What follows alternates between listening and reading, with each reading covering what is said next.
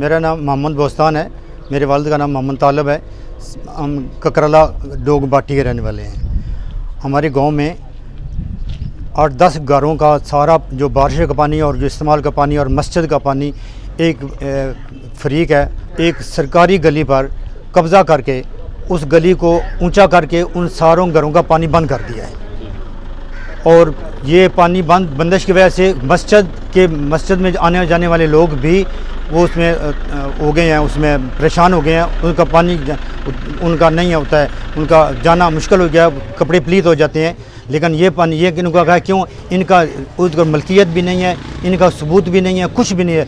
ये सिर्फ सीना जोरी पर और ये पैसे के बल पर कहते हैं हमारी बहुत बरादरी है, हमारे पास पैसा 7 लाख हमने रखा हुआ है, इसके लिए हम लोगों को ज़ीरो कर देंगे। हम ना अपनी रास्ता छोड़ेंगे, ना हम किसी को बर्दाश्त करेंगे। सिर्फ पैसा है और बरादरी है, बाकी कोई इसका कोई मतलब नहीं, कोई इसका मलकियत नहीं है। हमने दरख्वास्त दी है SHO डमेली को। उन्होंने बंदे 4 भेजे हैं। वो 4 बंदे उन्होंने जाकर विज़िट किया है। उन्होंने देखा है कि भाई कितना नुकसान इसने किया है, कितने पानी लोगों के घरों में जा रहा है।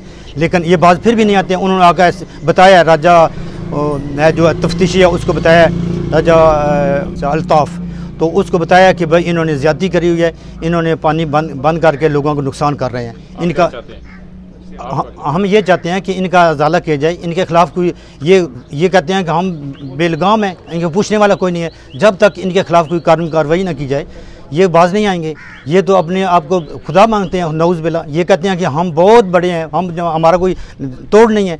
इसलिए जब तक इनके खिलाफ़ ना हो, जब तक गवर्नमेंट के खिलाफ़ कोई एक्शन नहीं लेगी, ये बाज नहीं आएंगे।